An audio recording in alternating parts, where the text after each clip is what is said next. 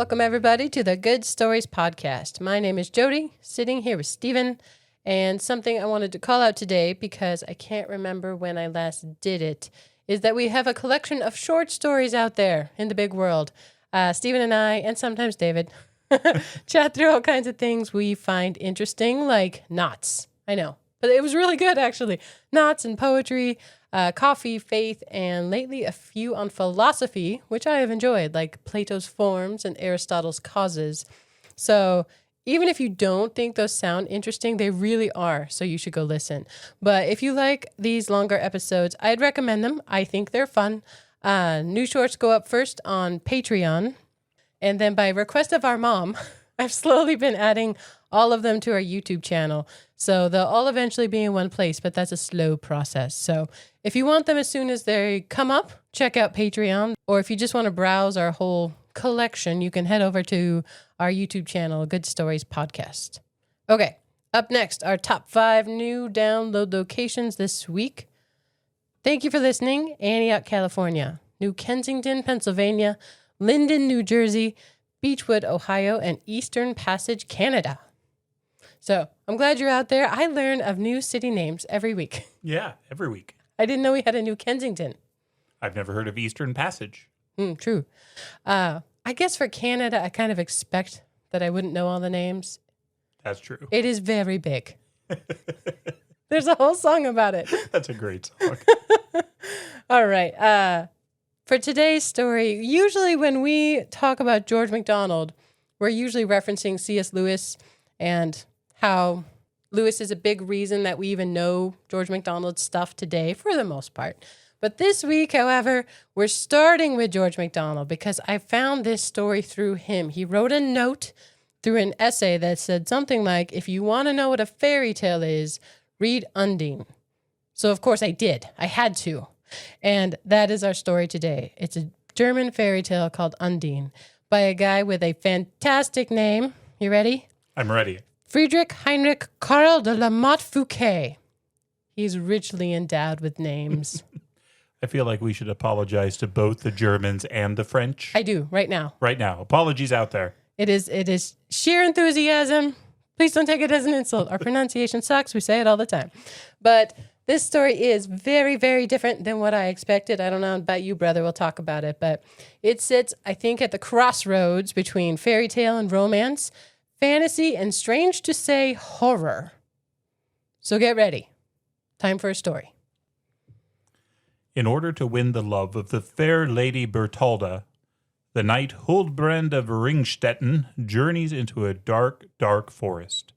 By means of enchantment, he is subtly guided to a cottage on a promontory where he meets an old, pious fisher couple. The two have a tempestuous but beautiful daughter named Undine. The knight immediately forgets about his former love and seeks the hand of this new girl in marriage. After their wedding, Undine tells Huldbrand of her secret past and unexpected origins.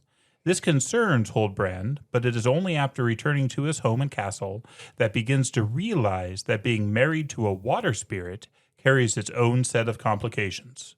Huldbrand makes a series of choices, causing him to experience the effects of these complications firsthand, with dire consequences. Very good. It's definitely a spoiler alert, I guess, is necessary, although this is hundreds of years old. So every time I wonder if we actually need one, but I should put it in case you're new. 1811. So literally hundreds. We've gotten more than 200 years on this one. But the ending surprised me. I did not expect it. So there's a twist. I'd say actually several twists, although you put one in the summary. But yeah, age recommendation. I think anyone could read it. It's when I say horror, it's not blood and gore or anything like that. It's more of a crawly, creepy from a nightmare kind of feeling, that kind of scary, suspenseful feeling. Yeah, I would say middle school on is probably what I would recommend for it. You would have read this in elementary school. Well, yes, but if you'd known of it, if I had known, I would have as well. The horror connection shocked me in this. As I read it, I don't know what I was thinking, but I really was thinking fairy tale in terms of happy ending and light. No. This is a German fairy tale. So think Grimm. Think the Brothers Grimm. But it was still great, and I still got a lot out of it, and I really enjoyed reading it. Yeah, I'm excited to talk about this one because it starts very frivolous feeling, like a fun fairy tale that would have a happy ending, but it doesn't at all. So twist, that's where we're headed.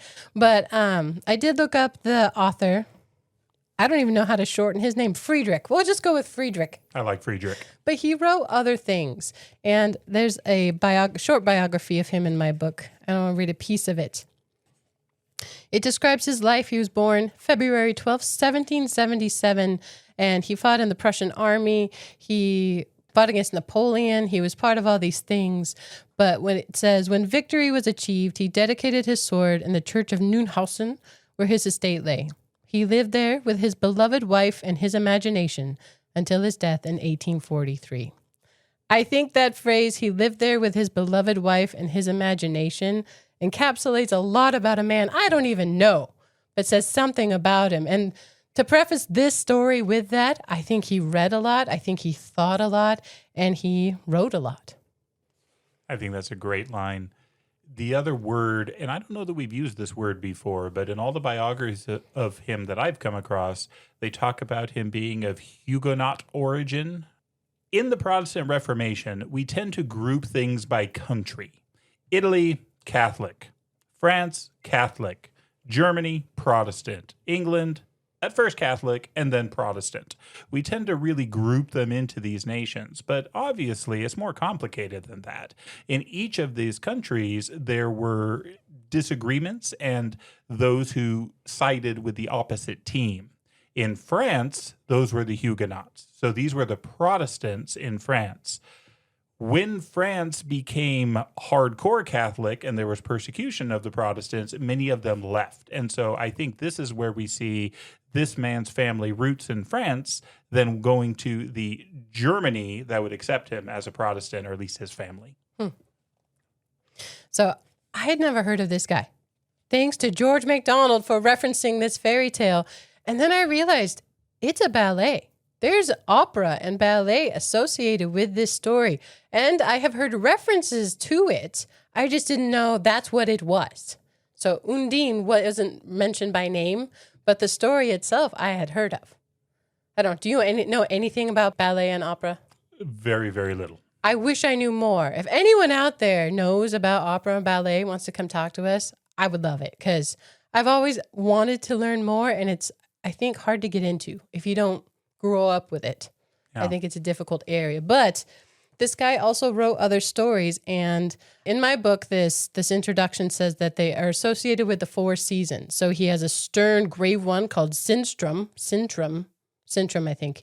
Have you read that one? No, I haven't. I haven't read anything by him other than this work we're going over today. I, again, have heard the name. I didn't know it was by in any kind of compilation, anything. So Sintram is winter.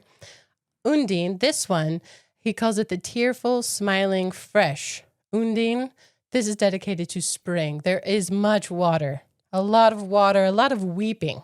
So very flowing kind of tale. The torrid desert of the two captains is another one. That's the summer tale. And the sunset gold of Aslauga's night to autumn. I would like to read those. I have not yet. They are now in my list. I think that sounds great. I would love to read them too. Do you know where I first came across the name Undine? No. Final Fantasy, the video game. Can't help you there. Tell me. One of the villains, and they're basically a water spirit. She's a villain? Well, it kind of makes sense. So where I looked into this was that an Undine. Do you know? I always ask you how to say things, so you don't know. I don't know. But my wife, who is actually very familiar with German, asked me how I was going to pronounce it. And I said, I've been saying it Undine. And she laughed. I guess in German, you would actually pronounce the E at the end. It would be like Undina or Undina. But I'm not going to do that. I think I'm going to go with Undine. Undina. I kind of like that. It's pretty. But okay. Undine is kind of how my American self just pronounced it. And I'm very sorry. But the idea of an Undine, a water spirit, is very, very old. very old and across cultures. So I found a name of a guy who had some writings about them. Although I think that I saw something that said they're Norwegian in basis. So I think it spans cultures. But his name was Paracelsus. You've probably heard of Paracelsus. I have. What do you know about Paracelsus? Magician and alchemist. He did a lot of writing, and I believe, who was the one? I can't remember who wrote against him, but at least one of the church writers kind of wrote against him. Yeah, he was a Renaissance doctor. So his life was 1493-94 to 1541. There's always debate with these older time things. But his whole name, I just have to say it because it's amazing. So he went by Paracelsus, or we know him by that. But the full name, Philippus Aureolus Theophrastus Bombastus von Hohenheim. Anything with bombastus in it, yes. That was just an adjective. I don't know. I hope it's true. I don't know. I looked these things up as casual research. I think they're really interesting, though. I wish I knew more, but who came up with that name? Did his parents like him? I don't know. Anyway, part of his theories, as I understand, are very elemental. So earth, air, fire, and water. But they were associated with a creature each. So gnomes of the earth, sylphs of the air, salamanders of fire, and undines of water. And this was speculating that the author of Undine, Fouqué, took the Undine, as a concept and made this story about her, about one. There are many others, but about this one. Well, I think he does a great job, and it's a beautiful story. As we said earlier, this starts kind of the way I would expect a fairy tale to start. There was once, it may be now many hundred years ago, a good old fisherman who was sitting one fine evening before his door mending his nets. The part of the country on which he lived was extremely pretty. The greensward on which his cottage stood ran far into the lake, and it seemed as if it was from love for the blue, clear waters that the tongue of land had stretched itself out into them, while with an equally fond embrace the lake had encircled the green pastures rich with waving grass and flowers, and the refreshing shade of trees. It is just lush, his description. So, like any book that is translated into English, mine is not the same. I actually really like my translation. This one was put out in 2020 by Read & Co., like reading a book, Read & Co., and it includes introductory essays, which I'm going to talk about, but mine includes really extremely beautiful vocabulary. Like you mentioned, the green of the grass. They have the slip of verdure, the slip of green there, and that the water and the green, they seem to be drawn toward each other, and the one to be visiting the other as a guest. Mine is a translation by Fanny Elizabeth Bunnett, published by Dancing Sage Publishing. So yeah, ours are going to be a little bit different. I actually enjoy that. So I actually picked Stephen's book on this read. Intentionally got him a different one than I got. Well, my first paragraph ends with this very important sentence. For at the back of this little promontory, there lay a very wild forest, which, both from its gloom and pathless solitude, as well as from the wonderful creatures and illusions with which it was said to abound, was avoided by most people, except in cases of necessity. So we have a dark and magical forest that this fisherman lives right up against. In mine, he's sitting, tending to his nets, and he says that he wasn't thinking about anything creepy, anything evil, any bad thing, but that a sudden terror seized him as he heard a rushing in the darkness of the wood. And he's lived by this forest a long time. We learn that he and his wife have lived there a lifetime together. But this wood is known as a strange place. And he always seems to think he sees a man, like all in white. It's really odd. But every time he looks again, it was just the stream. It was the water of the stream. He was seeing things. But there is something spooky about this forest. This emphasizes that the only reason that he can live so near the forest and pass through it is that he's so pious. He really dwells on religious thoughts. He thinks about the Bible a lot. And so he doesn't feel like the evil of this forest can really hurt him or get him. And he's protected by his own piety. At the same time, he prayed aloud with the most earnest sincerity of devotion, repeating a passage of the Bible. This inspired him with fresh courage. And then he's thinking about that that man in white. It's strange. He's always really tall and all white. The white nodding figure he had seen became transformed in the twinkling of an eye to what in reality it was, a small brook, long and familiarly known to him, which ran foaming from the forest and discharged itself into the lake. But then there's something new. The noise, however, which he had heard, was caused by a knight, beautifully apparelled, who, emerging from the deep shadows of the wood, came riding toward the cottage. A scarlet mantle was thrown over his purple gold-embroidered doublet. A red and violet plume waved from his golden-colored headgear, and a beautifully and richly ornamented sword flashed from his shoulder belt. This guy is decked out. And he's pretty. He is glam. We are told many times how beautiful he is. A very beautiful man, beautiful trappings. So, I don't know. I feel like asking you questions tonight. In many old fairy tales, and I think it's kind of a custom of the season, things are described with the colors and the textures and things are described so thoroughly. And I know you in particular like that. But why do you think that was, just as a motif? This was a time before television. This was a time where even theater, if there was theater, was rudimentary. And so to immerse yourself in the scenery, to immerse yourself in the details, you had to have words to do that.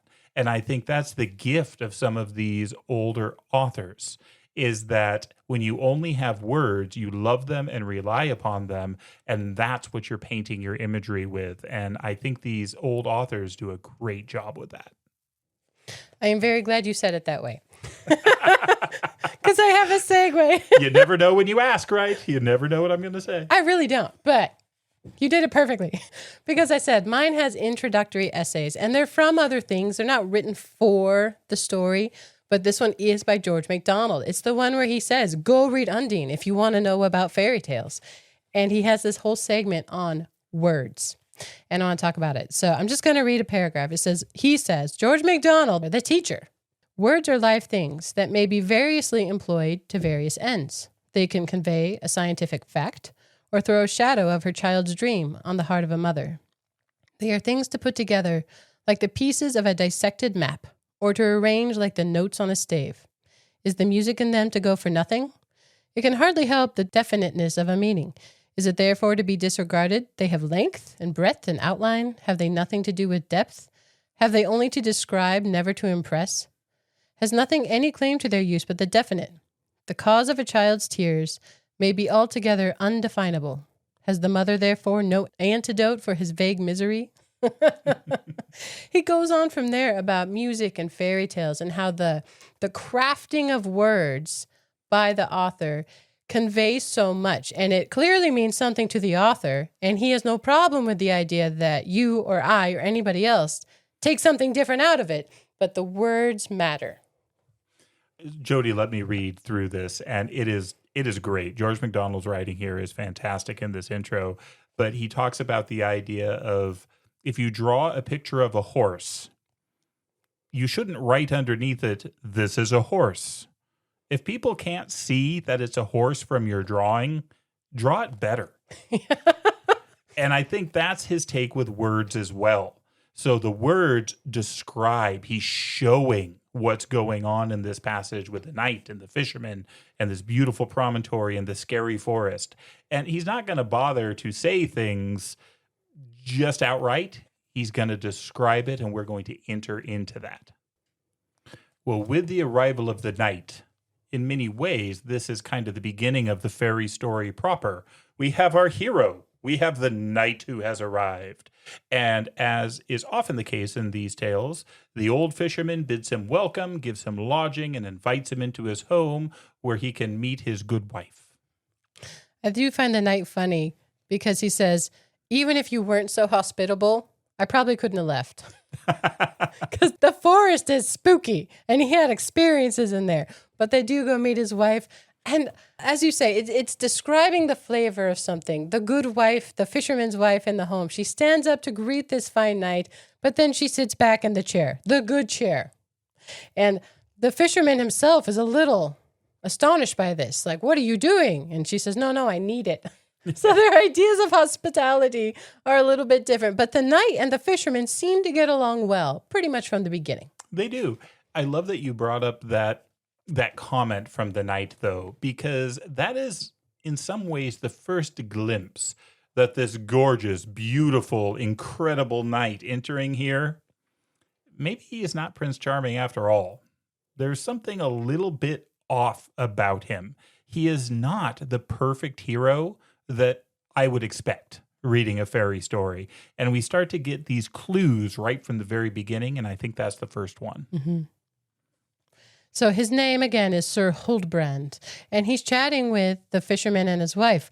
But at these intervals, there's this water that splashes against the window, and the fisherman looks very annoyed by this.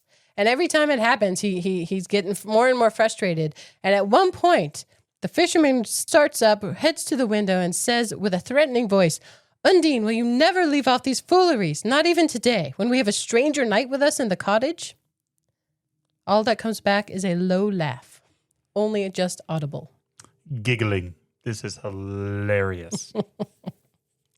We learn from her parents that this is Undine, their daughter, and she is mischievous and capricious, and they struggle with her. She's what, 18 years old? 15. 15 years young.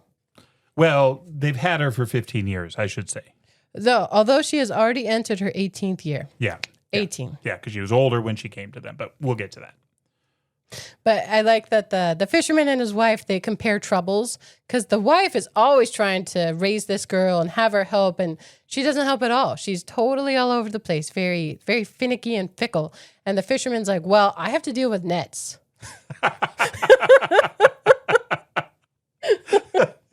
So it's a very family conversation happening here. And it says the knight is enjoying himself. He's very good-humored about the whole thing. Just then, the door flew open, and a beautiful, fair girl glided laughing into the room and said, "You have only been jesting, father, for where is your guest?" At the same moment, however, she perceived the knight, and stood fixed with astonishment before the handsome youth. Huldbrand was struck with her charming appearance, and dwelt the more earnestly on her lovely features. So there are sparks right off.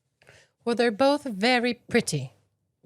And he expects her to act the lady that she looks, because she's so beautiful. But he's immediately surprised because she is bold. She says, "Why, you beautiful, you kind guest. This is Undine talking to this knight she doesn't know.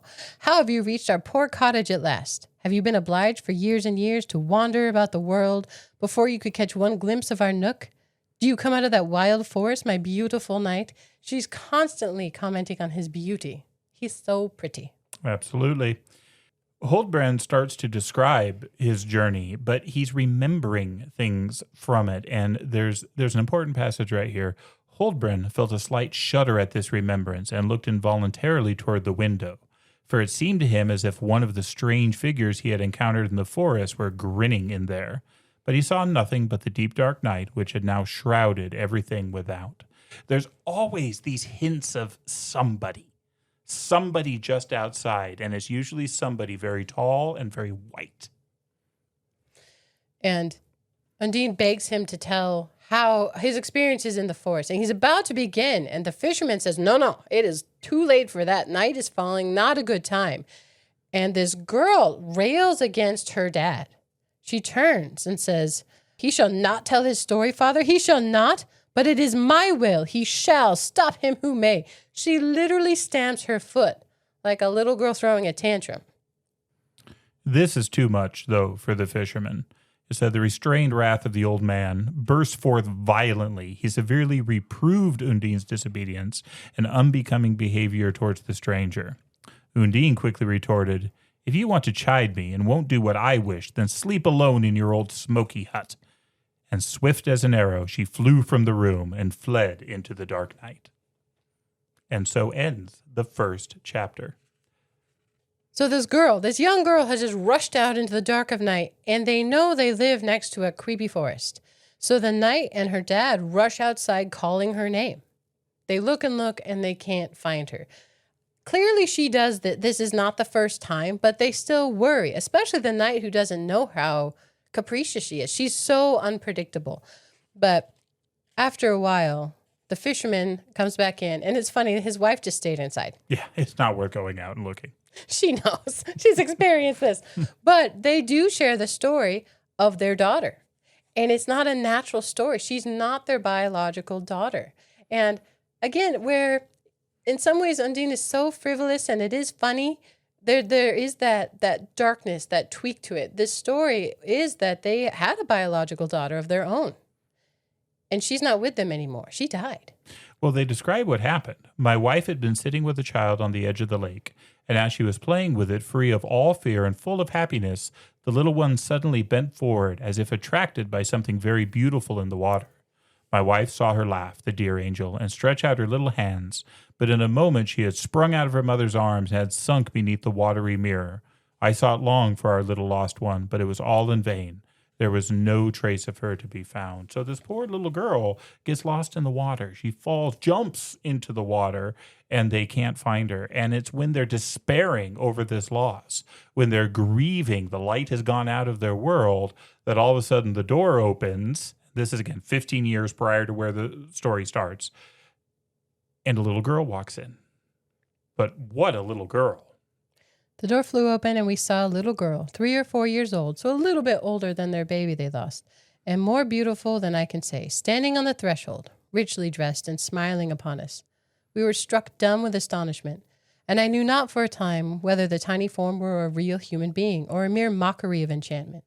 But I soon perceived water dripping from her golden hair and rich garments, and that the pretty child had been lying in the water and stood in immediate need of our help. They've lost their little girl, and they adopt this one, not really as a replacement, but she needs help from them. And they actually consider what to do, what's right to do, because they live in the middle of nowhere outside this creepy forest, very isolated. But they actually find that it's good to take care of her, and she is so beautiful. Yeah, they talk about how they don't know where she came from. She must have been born far from here, not only because for these 15 years I have not been able to find out anything of her parentage, but because she then spoke, and at times still speaks, of such singular things, such as cannot tell, but that she may have dropped upon from the moon. She talks of golden castles, of crystal domes, and heaven knows what besides. Well, that's kind of beautiful. Yeah. What, however, she related with most distinctness was this, that while she was once taking a sail with her mother on the great lake, she fell out of the boat into the water. And then when she first recovered her senses, she was here, under our trees, where the gay scenes of the shore filled her with delight. And so you don't think all of this is dark. There's small hints throughout this that when they're talking about their baby girl looking in the water, she sees something. It says that she had no fear. She was filled with delight and reached for something or someone in the water.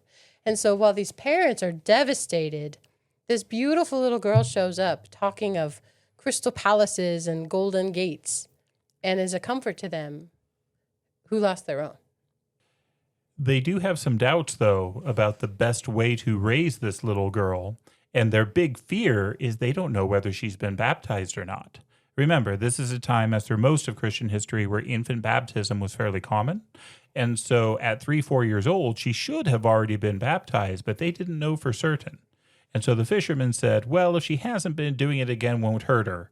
And if she hasn't been, boy, we need to do it. And so they have her baptized.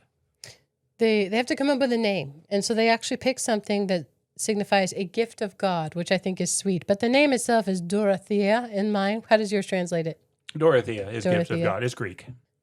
But this little girl insists her name is Undine. She knows her name.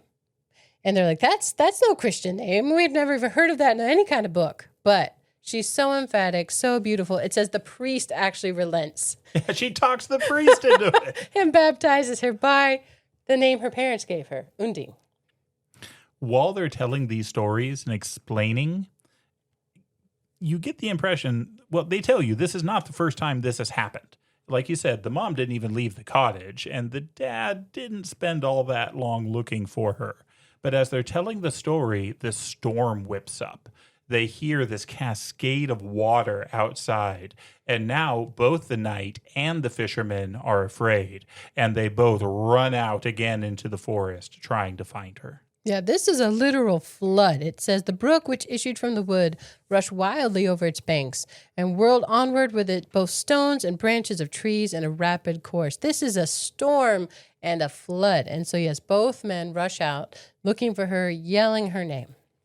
And as the knight is hunting and looking and searching and calling for her, he says he sees something.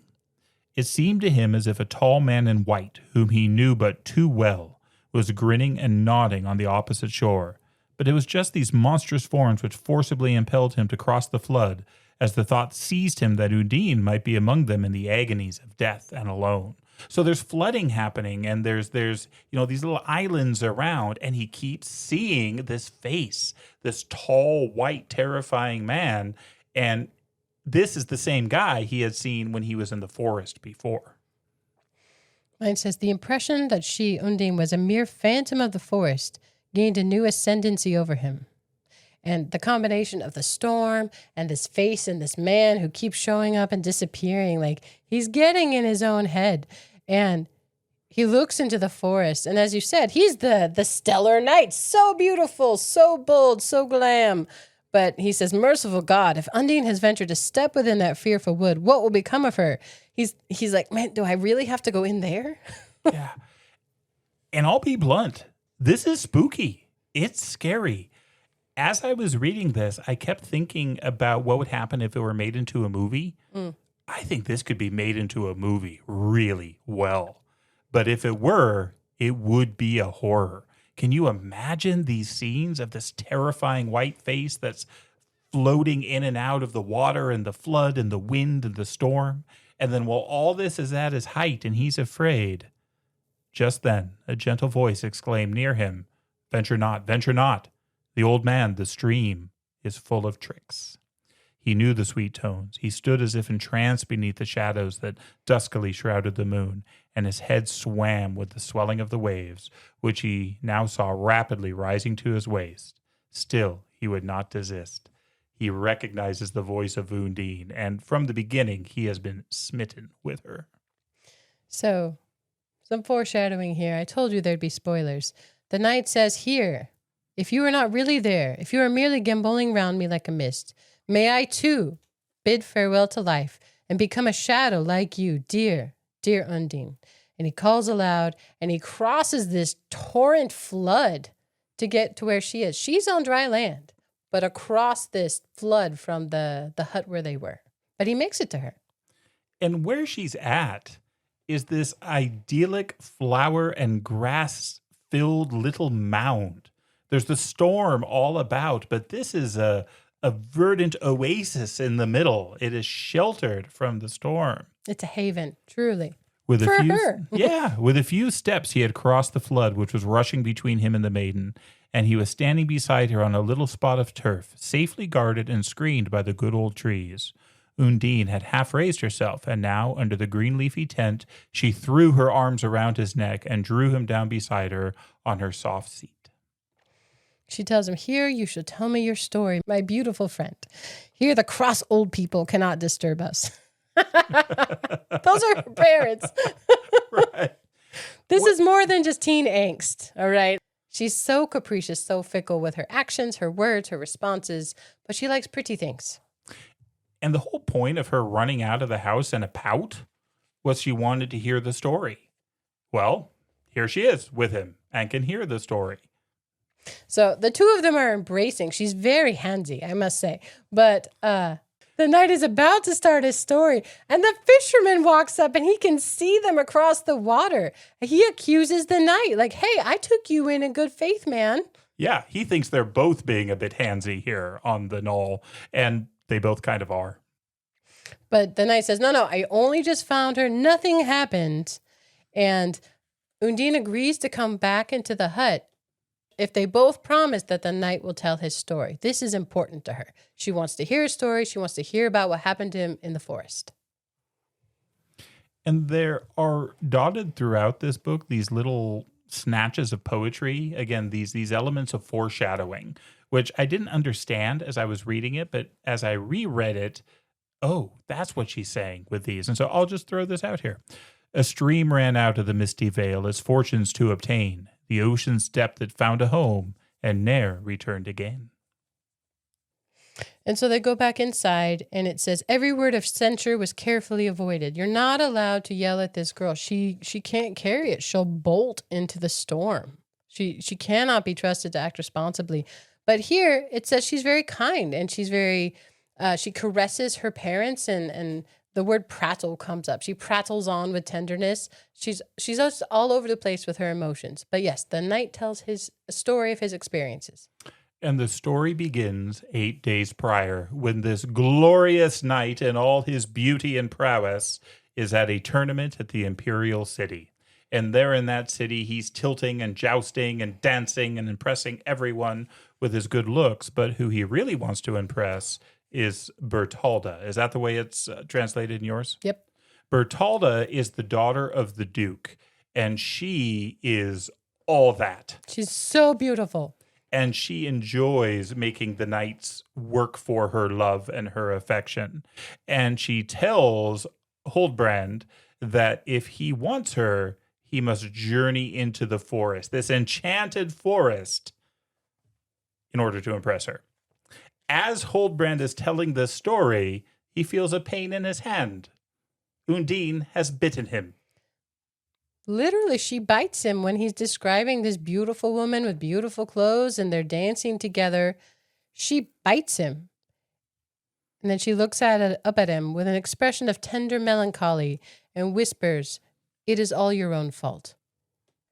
That surprised, honestly, because I know the end and we're kind of more than hinting about how the story ends. This is the first part. I'm like, that's weird.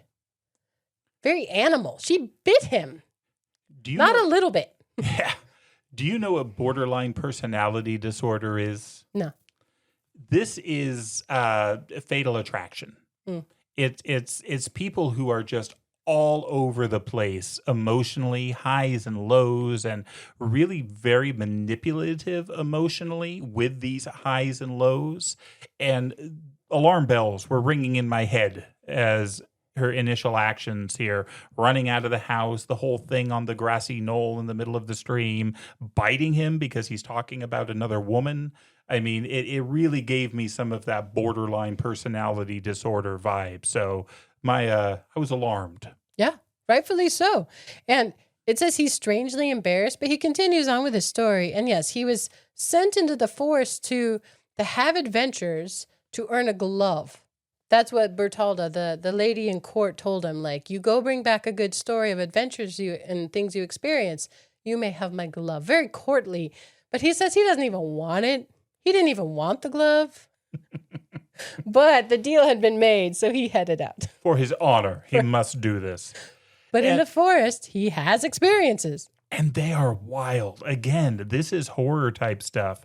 There is this like bear creature up in a tree that's talking at him and spooks his horse so bad that he can't control it.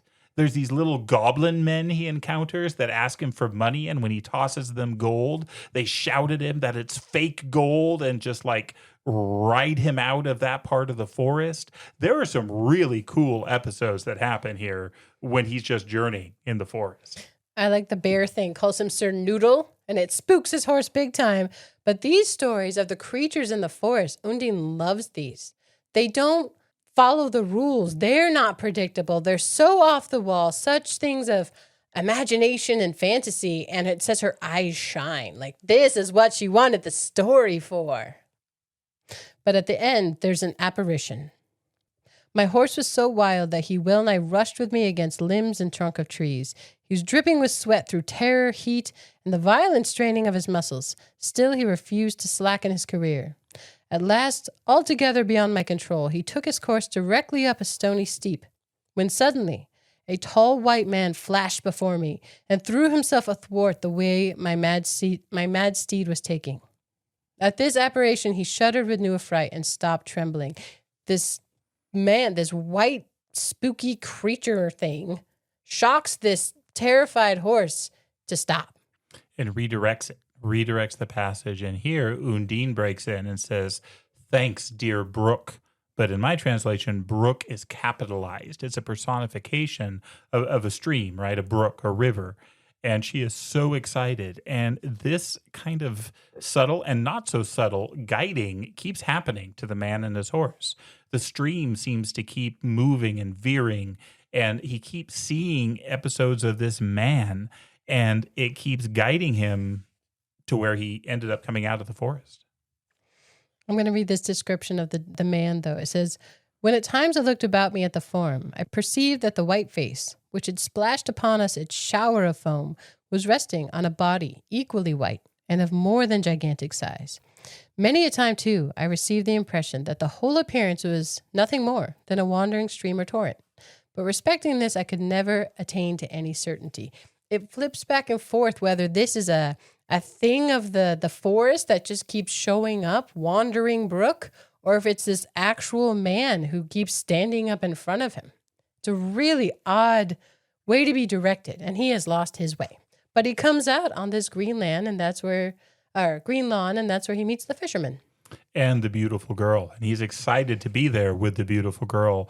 But again, her responses to some of this are pretty creepy.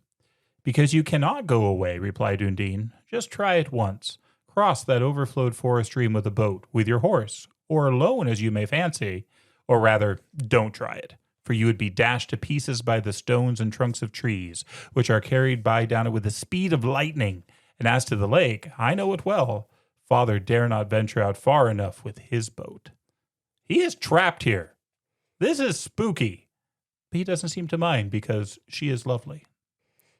But capricious. He asks her, "Are you mad that I'll stay? Like, is this a problem?" And she's like, Don't speak to me. If I had not bitten you, who knows what fine things you would have put into your story about Bertalda, the other girl." So with lush description here, we have this wonderful little promontory out into the water, which has actually become now, after the storm, an island. There is water all around it, and the knight is trapped, but happily trapped, with a young lady that he finds very, very beautiful. And for a while, the four of them just live on this little island. They can't go away even if they want to, but the knight doesn't really seem to want to. And so up to this point, we've gotten a couple hints that the knight, again, not necessarily Prince Charming. Not so intrepid. Yeah. Undine, kind of terrifying and certainly capricious and all over the place, but they're enjoying their time here together until the wine runs out. That's true. I want to read a paragraph to you first because it does that fourth wall breaking. I don't remember the last time we talked about that. Do you? I don't remember the last time, but it's shown up in many of the best books. Where suddenly you're not hearing the story anymore. Suddenly the author is addressing us, the reader. And I don't know if yours does this, but I wrote it down. It says, "It may have happened to you, my dear reader, after being much driven to and fro in the world, to reach at length the spot where all was well with you. The love of home and its peaceful joys, innate to all, again sprang up in your heart. You thought that your home was decked with all the flowers of childhood, and that purest, deepest love which had grown upon the graves of thy beloved, and that here it was good to live and to build houses." And it goes on from there, but this is a heavenly time for this knight, and he shares a flask of wine with the fisherman every evening, and he flirts with the girl who sometimes treats him well and sometimes yells at him, but it's all this fun game, and they're stuck. He can't go anywhere. It's wonderful until the wine runs out. The fisherman and the knight had been accustomed at their midday meal, and also in the evening when the wind roared without, as it was always wont to do toward night, to enjoy together a flask of wine. But now the store which the fisherman had from time to time brought with him from the town was exhausted, and the two men were quite out of humor in consequence. The understated nature of that sentence is great. The knight's a drunk. And so's her dad. And so's her dad. They cannot handle being out of wine. Again, we're not really talking Galahad here. We're talking somebody who, as long as everything is going well and he has food and wine and a pretty girl, life is good. But now he gets grumpy. Undine laughs at this as first because it's funny, but then realizes, oh, he's really grumpy, and she's going to take care of it. It says that she meets them clapping her little hands in high glee and says, "What will you give me to provide you with wine? Or rather, you need not give me anything, for I am already satisfied if you look more cheerful and are in better spirits than throughout this last most wearisome day. Only come with me." It says that the forest stream has provided a cask of wine for them.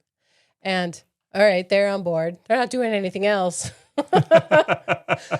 But it's true. She leads them straight to this cask of wine, and they are pleased again. And their happy little family can return to normal. And it says throughout this time, especially as the days pass, that more and more they treat Undine and Huldbrand as betrothed. So it's this family time together, and now there's wine again.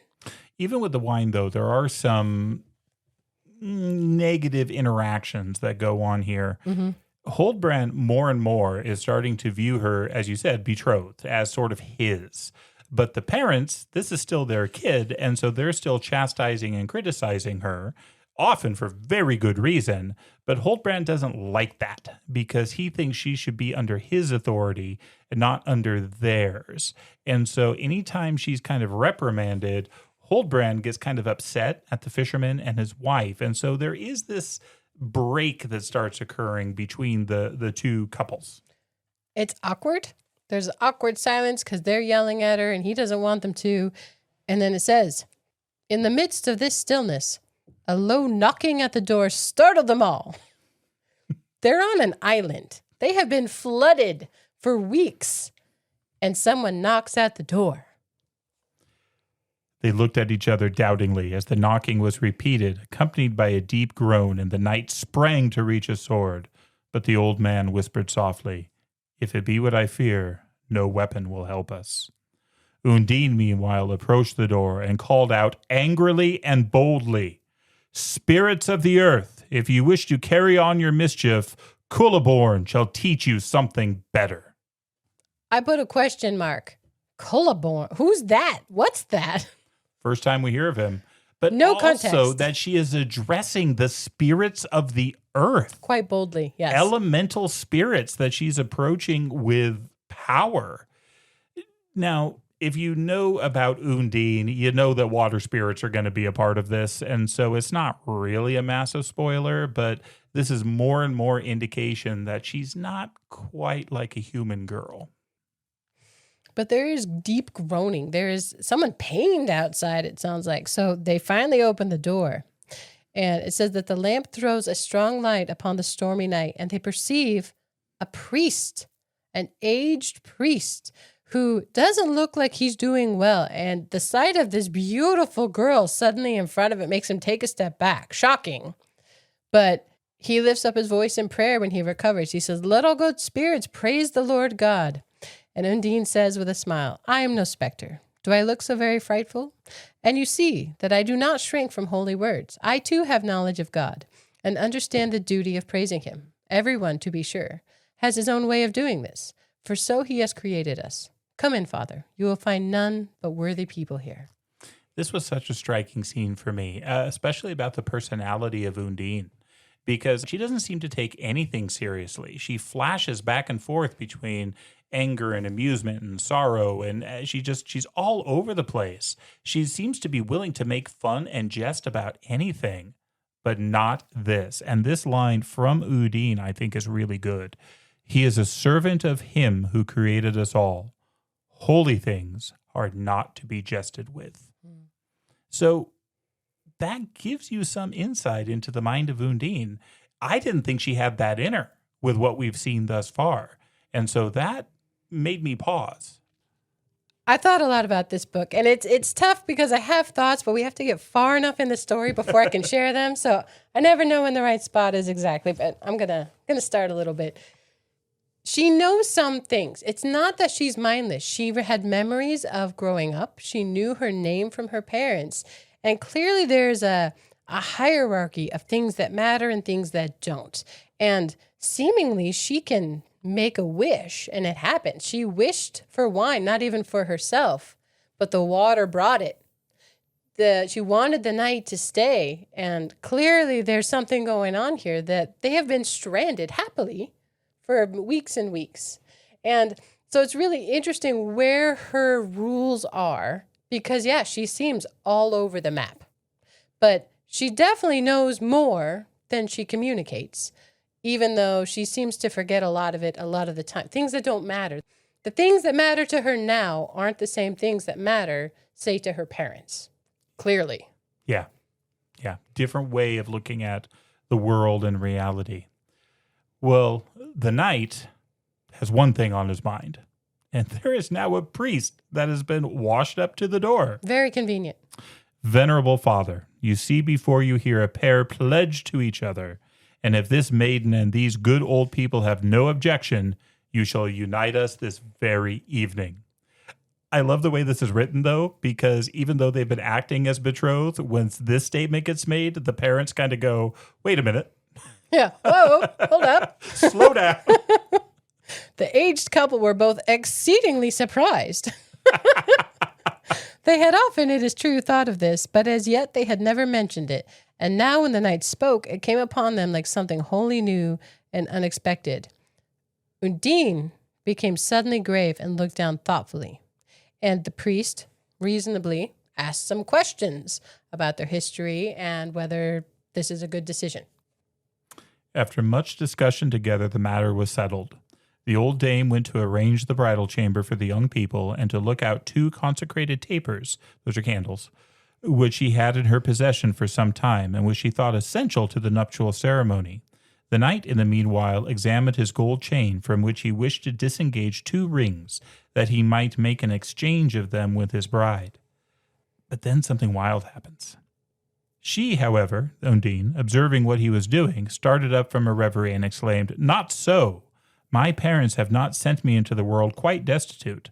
On the contrary, they must have anticipated with certainty that such an evening as this would come." Thus saying, she quickly left the room and reappeared in a moment with 2 costly rings, one of which she gave to her bridegroom and kept the other for herself. The old fisherman was extremely astonished at this, and still more so his wife, who just then entered, for neither had ever seen these jewels in the child's possession. My parents sewed these trinkets to that beautiful raiment which I wore the very day I came to you. She doesn't say, you found me, you saved me. No, it's I came to you. They, her parents, also charged me on no account whatever to mention them to anyone before my wedding evening. At the time of my coming, therefore, I took them off in secret and have kept them concealed to the present hour. She was 3. She was 3 years old when she came to them. And yeah, her parents are astonished, but the priest, okay, everybody's on board. He marries them. He does say, "You are strange people after all. Why did you tell me we were the only people here on the island?" Because he too sees somebody outside, somebody tall and white and grave. But when he looks again, he doesn't see anybody there at all. And so he thinks he must have been mistaken and goes about his business. So through this ceremony, through this time of sacrament, she is calm, she is maidenly. But once it's done, it says that all her wayward freaks burst forth with an extravagance only the more bold and unrestrained. She's teasing her bridegroom, she's teasing her parents.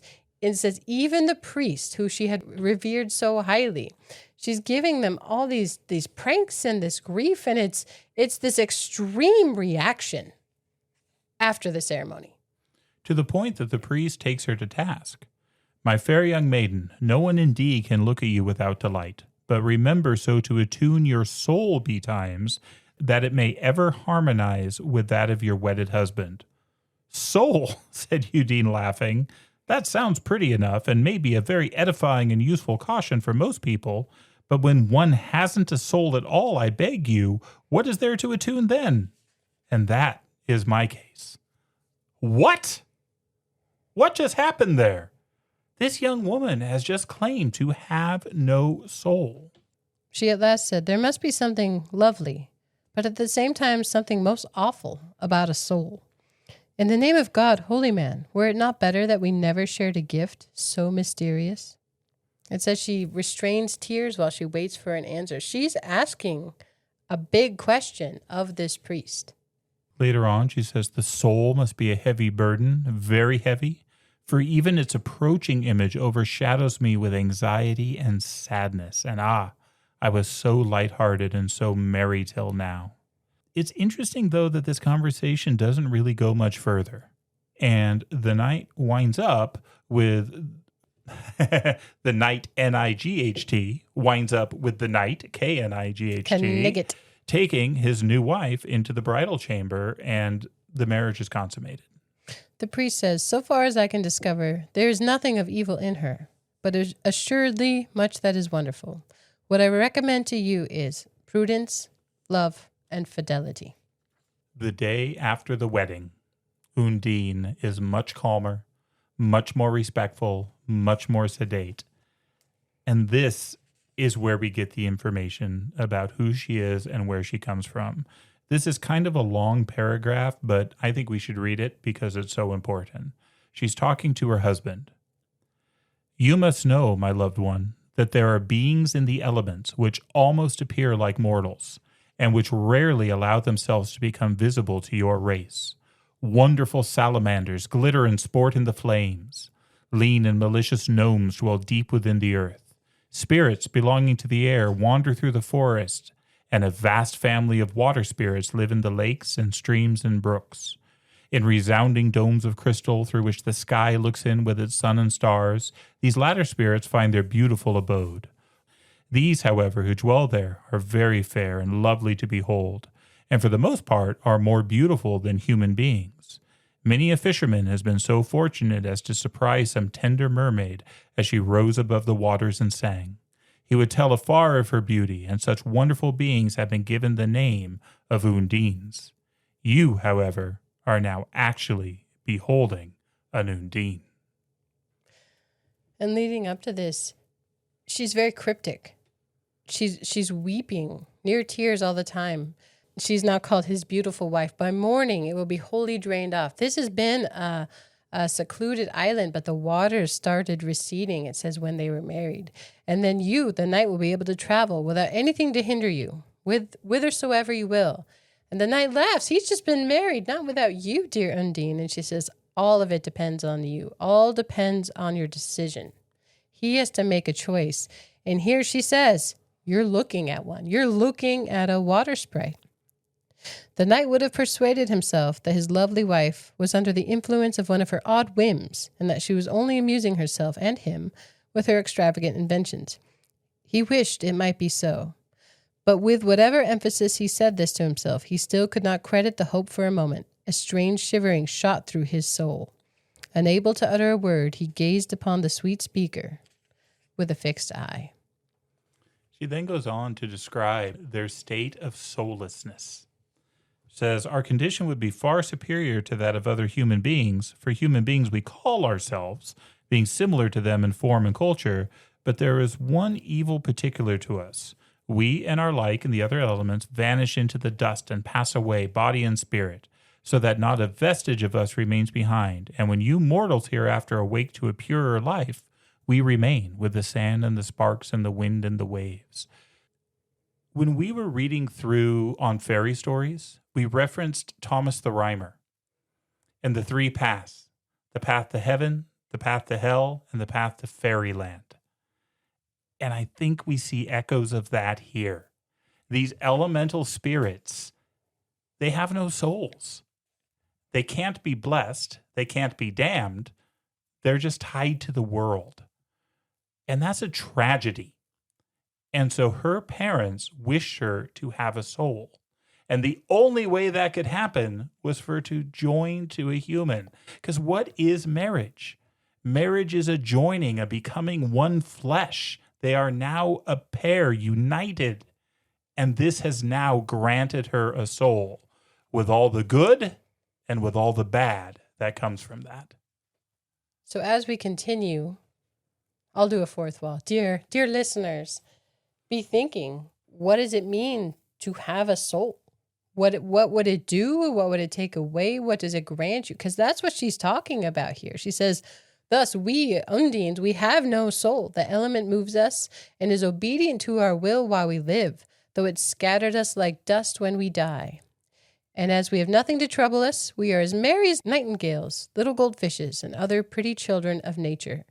But it says all beings aspire to rise in the scale of existence higher than they are.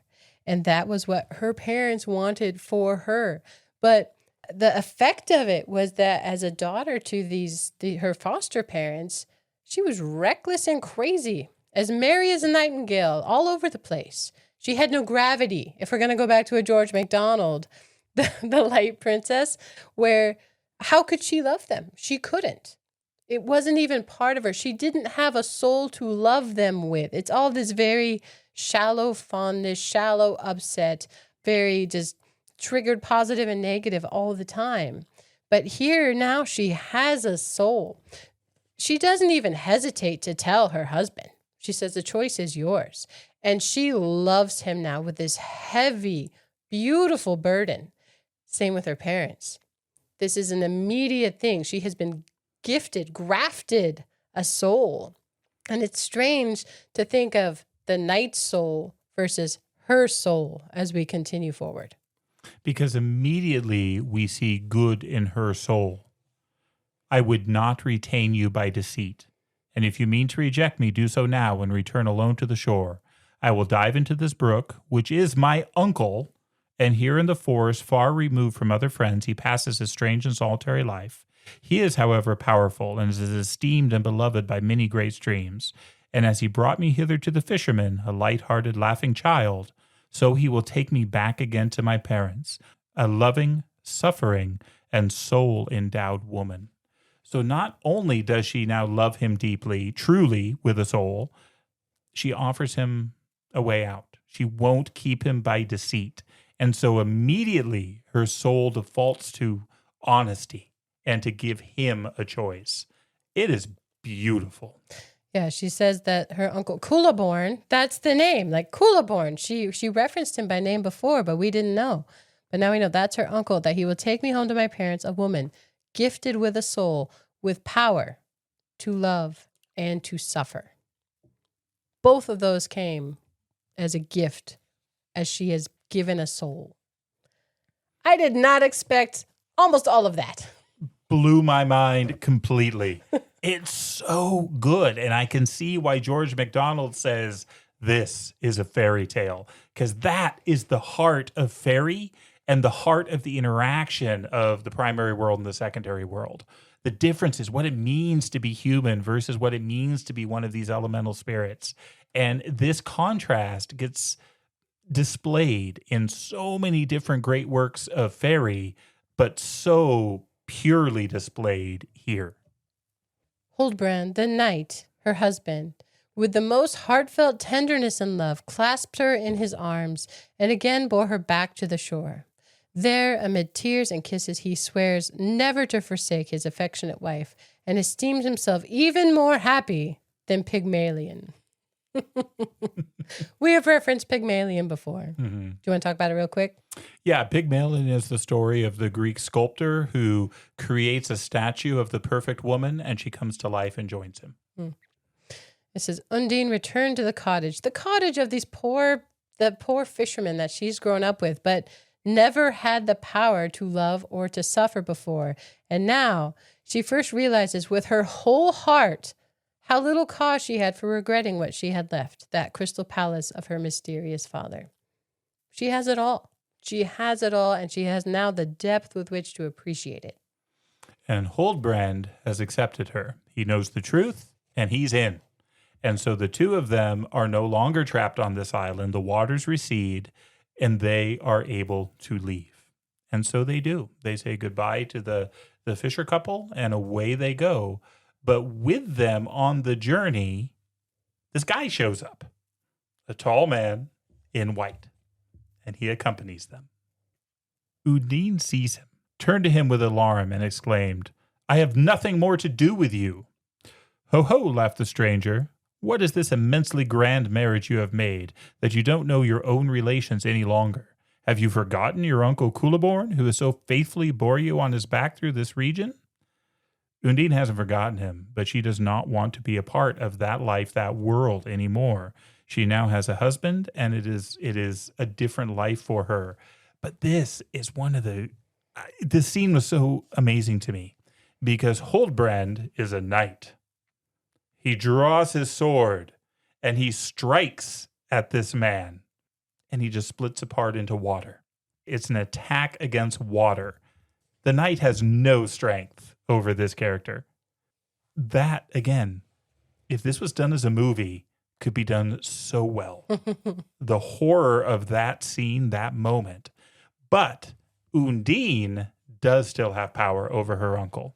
And so they are able to get away safely.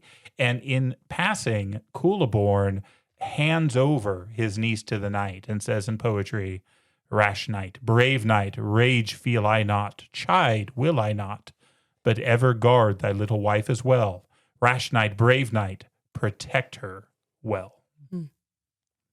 I like her reasoning for leaving, because the knight himself, Huldbrand's like, why don't we stay? It's been so good here. We could honeymoon here 2 or 3 days with your parents here, and it's been just this wonderful time. And Undine tells him meekly, like she's not flying off the handle here ever now, really. But she says that now she can love and honor their parents, that their feeble eyes would surely become blind with weeping. They've had 15 years of dealing with her shallowness, superficialness, and to know that now she can love, but she's going to leave, that's too much burden for them. She is so aware of how her choices impact others now, which is not something she ever had before, the opposite. And so she says, no, the sooner the better, we should go, because she's trying to spare them pain. I think that's very wonderful, because these people did rescue her, save her, keep her all that time. And she was very ungrateful all that time. But here, for love of them, she wants to leave sooner. And it is, I think, touching in a way that clearly she wasn't able to love with depth before as a water sprite. So her uncle presumably can't love her rightly, how we would think of love rightly. But he says, you take good care of her. Yeah, he's protective, even if he can't love in the way we think of love. I was not expecting what happened when they got back to the Imperial City. So this was the place where Huldbrand had been fighting in the tournament, and this was the city he left to attain the favor of the lady, Bertalda. Well, she's still there. And I think earlier when Huldbrand was telling the original story, didn't Undine say, I think she loves you? That was part of the initial story.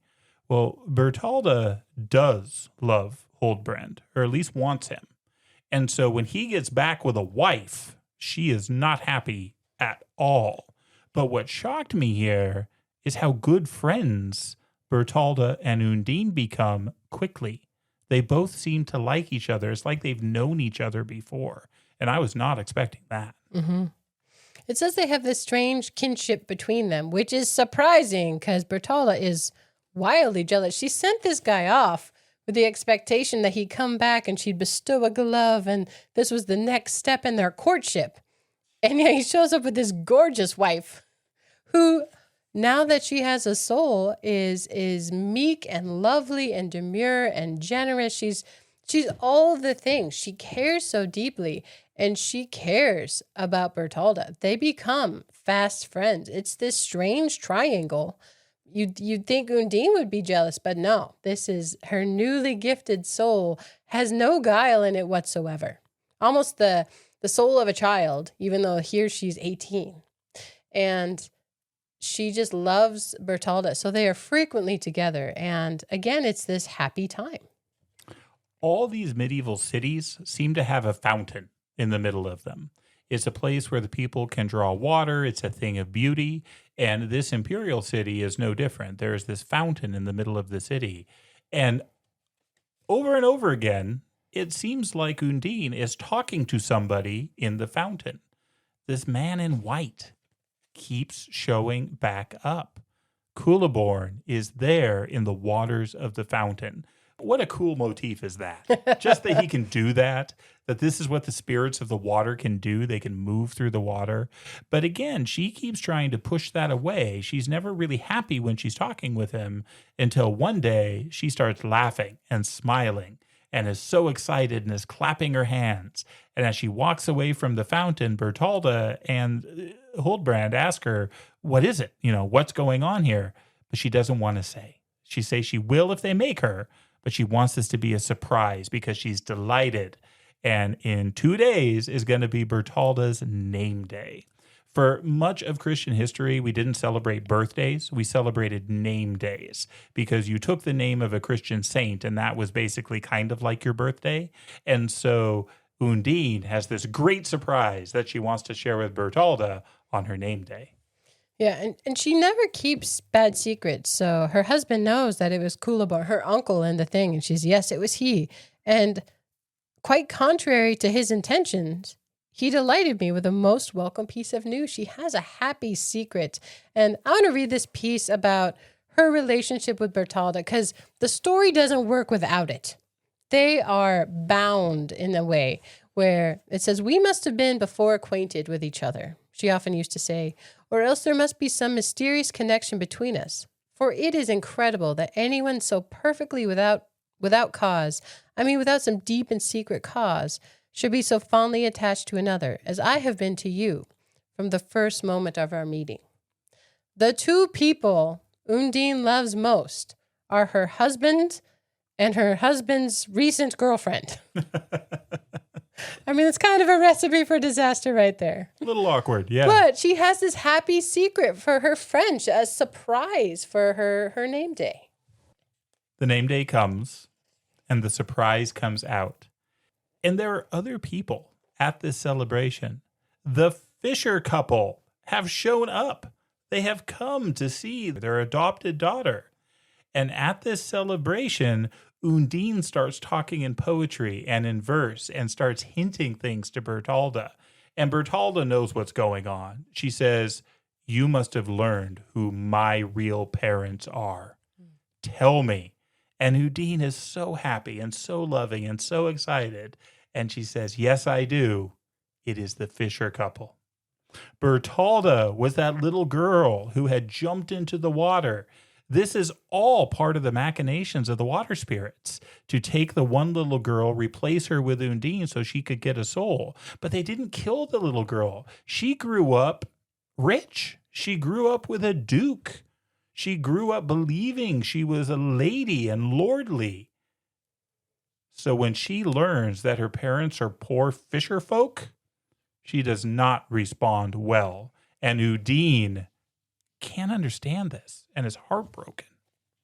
Yeah, Bertalda thought, because they had shared their history together, that they both were foster babies. They were raised by people who weren't their birth parents. And Bertalda assumed this was an upgrade. Some kind of king, probably. She was going to get even more. So really, this was just pride. And she is horrible in this scene, especially for how innocent and earnest Undine was. She grew up with this couple and loves them now, the Fisher couple.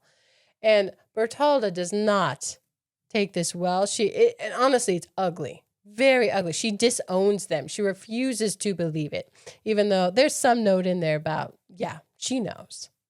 And this is not a good look for her, just objectively. But everyone can see the way she's acting, and everyone is disgusted, including the Duke and the Duchess. And the fisherwoman says, well, I don't know if this is true, but if that is my little girl, there's this birthmark that she could describe. And Bertalda says, I'm not going to strip for you. I'm not going to let you see this. But the Duchess says, you will for me. Mm. And the Duchess takes her away and confirms everything that Undine has said. This is indeed the daughter of the Fisher folk. There's some beautiful words. The poem with which Undine sings this news is actually very beautiful, about the anguish of the parents and the wonder of finding their babe again, return to them.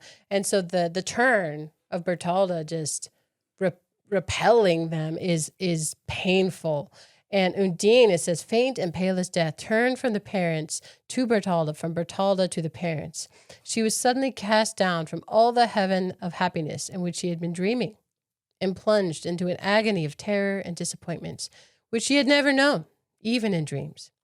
And Undine, who never had one before, says, have you then a soul? Have you indeed a soul, Bertalda? She cried again and again to her angry friend, as if with vehement effort she would arouse her from a sudden delirium or some distracting dream of night and restore her to recollection. Like, where is your soul? That's not what she's accessing here. She's accessing her selfishness, her desire for position and wealth, but not her soul. This girl who was born with one and has had it way longer has learned to ignore it. That's not important. She's learned about other things. She can quiet her soul, shut that in a corner.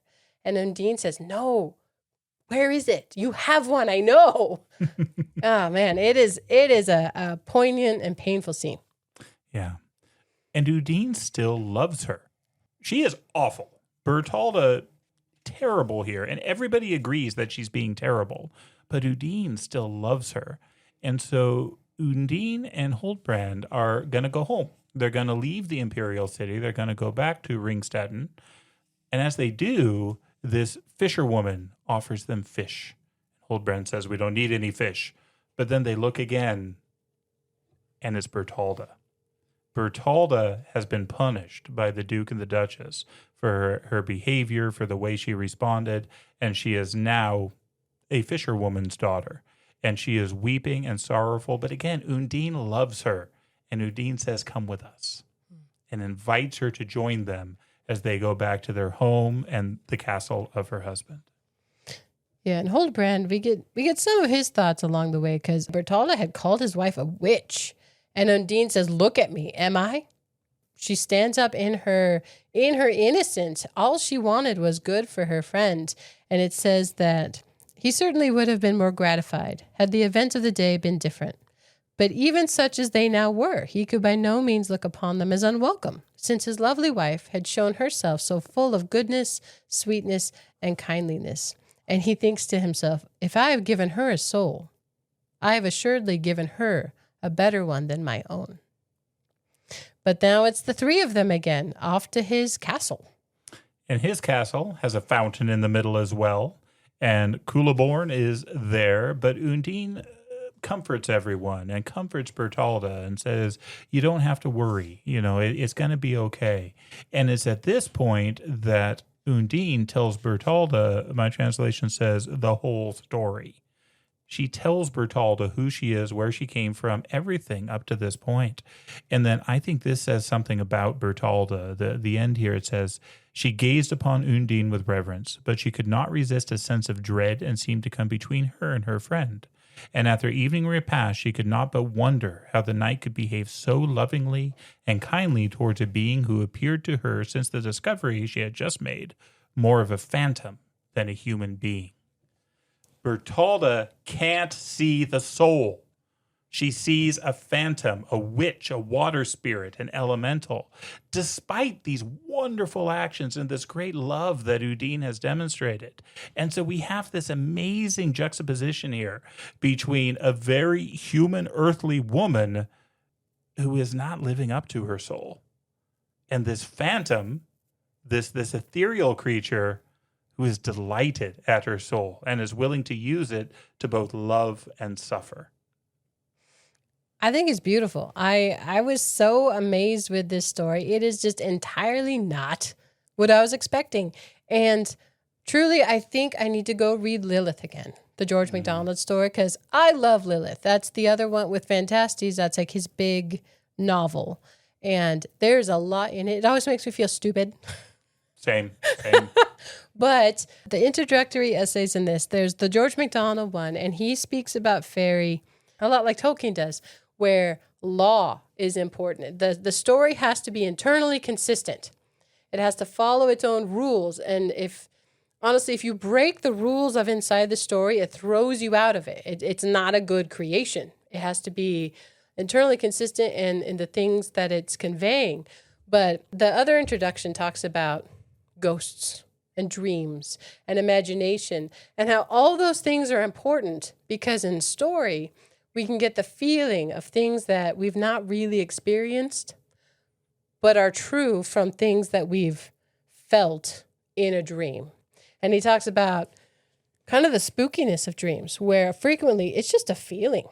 Probably nothing actually bad even happens in some dreams, but you get that feeling. Like the fisherman at the beginning, he got a feeling.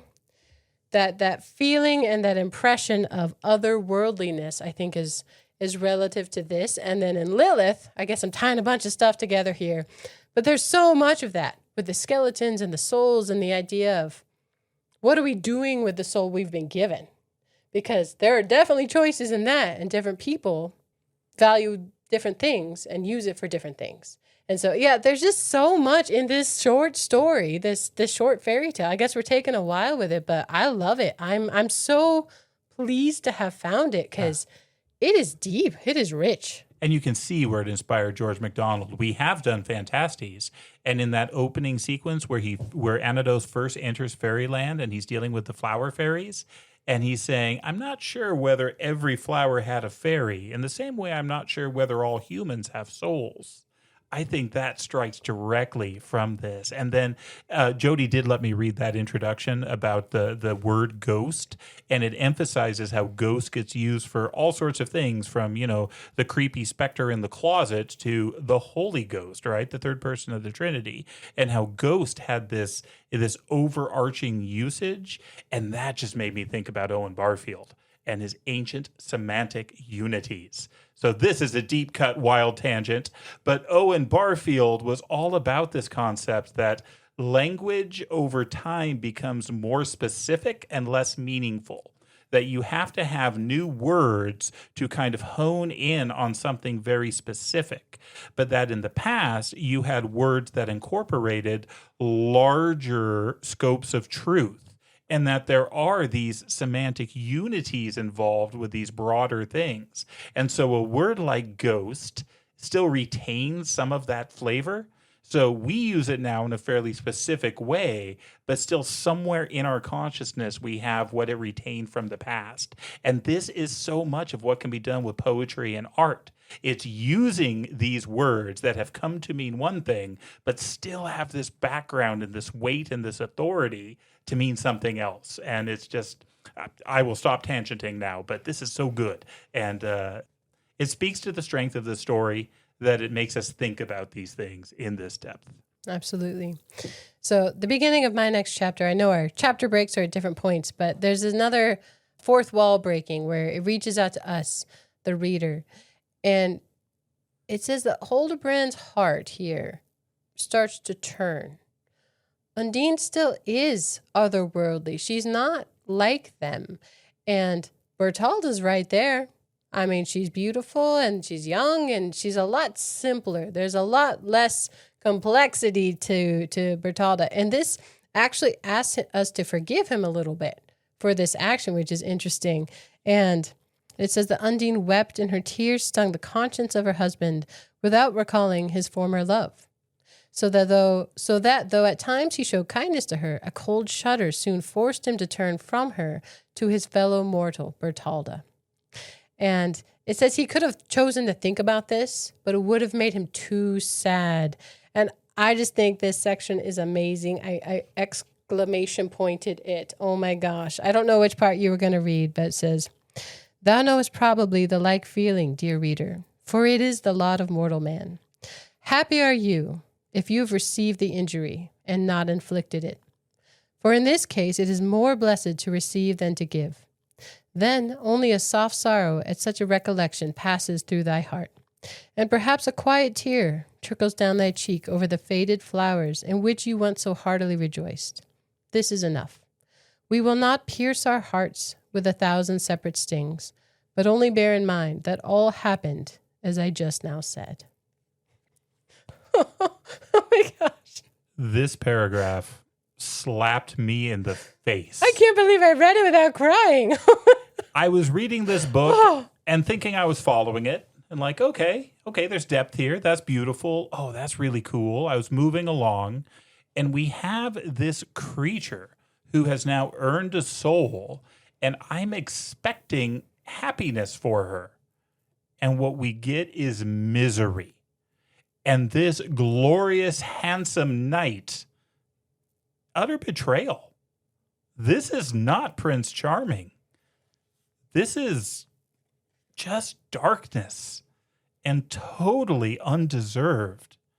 And so this caught me up where I had to read that a few times and pause on it.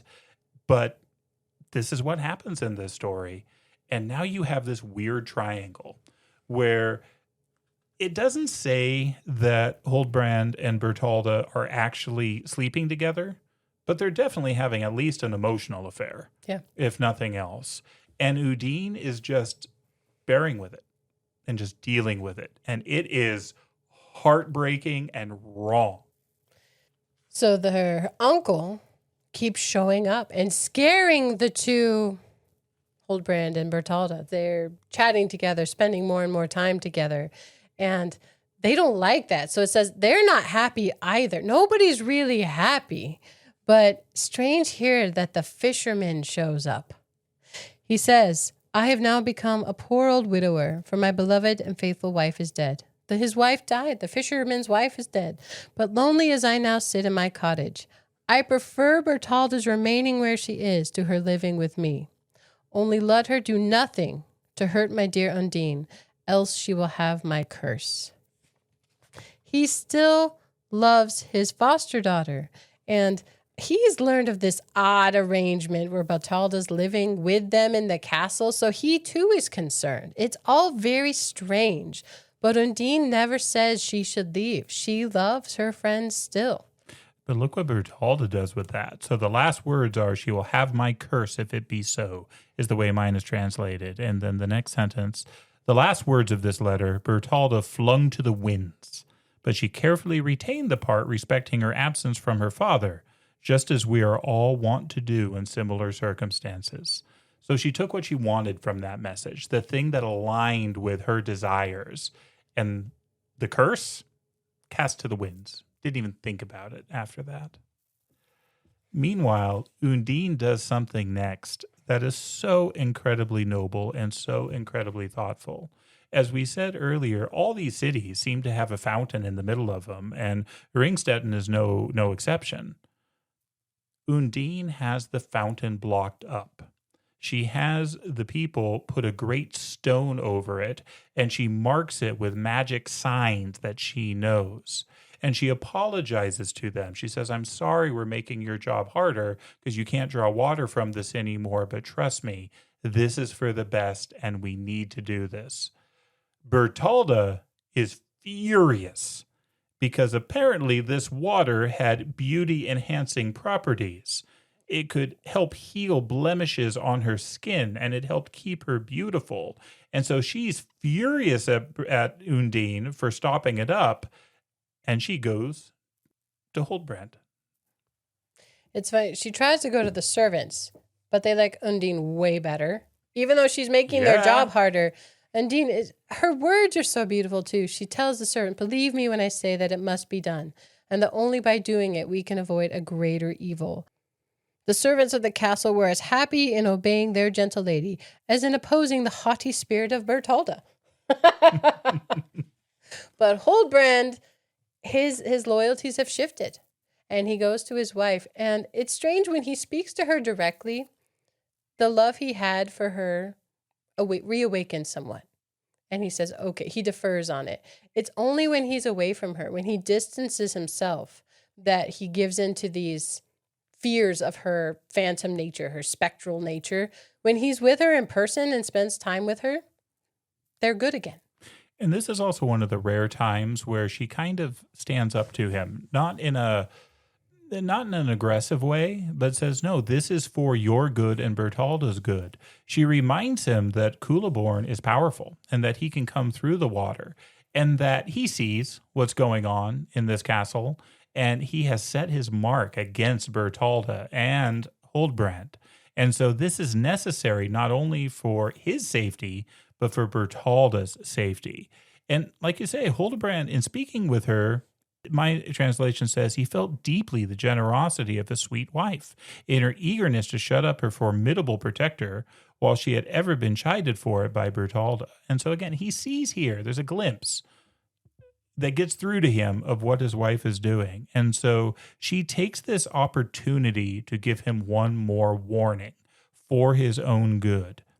He is mean to her, but she doesn't chastise him for that, but she knows, she feels it. She says, "You too sometimes let your fury rise, and your eyes flash, and your voice is angry, and this becomes you well, though I in my folly may sometimes weep at it. But never, I pray you, behave thus toward me on the water, or even when we are near it. You see, my relatives would then acquire a right over me. They would unrelentingly tear me from your rage because they would imagine that one of their race was injured, and I should be compelled all my life to dwell below in the crystal palaces, and should never dare to ascend to you again. Or they would send me up to you, and that, O God, would be infinitely worse. No, no, my beloved husband, do not let it come to that if your poor Undine is dear to you." What a warning. If we're on the water, if we're near the water, don't be mean to me. Don't be seen being mean to me, because it'll come back on you. It's not even for herself that she says it. It's for him. Man, there's so much in this I love. She's talking about her uncle and how he doesn't have a soul. He doesn't understand. His poor nature has no idea that joy and sorrow of love has so sweet a resemblance and are so intimately connected that no power on earth is able to separate them. A smile shines in the midst of tears, and a smile calls forth tears from their dwelling place.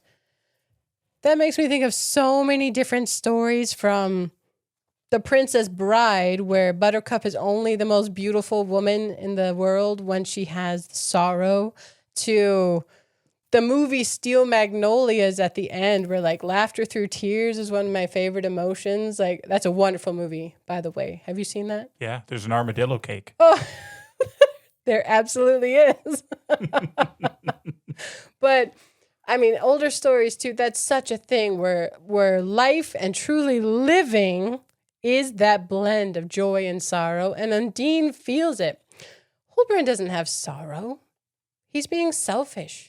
He has desire for simplicity and stuff, the superficial.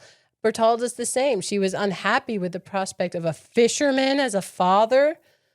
Instead of being delighted to find her birth parents, it was only about the position. And so here, just the poignancy of what it can mean to have a soul and the depth of feeling and life you live when it is filled. I mean, it's just so beautiful. Yeah. But yes, the opera pieces I did listen to from this, they're by different people. Or I think Tchaikovsky wrote a part of one, but they're all so sad. I mean, you feel that here. This is ache, deep, deep ache. But she loves. And this is Undine's journey.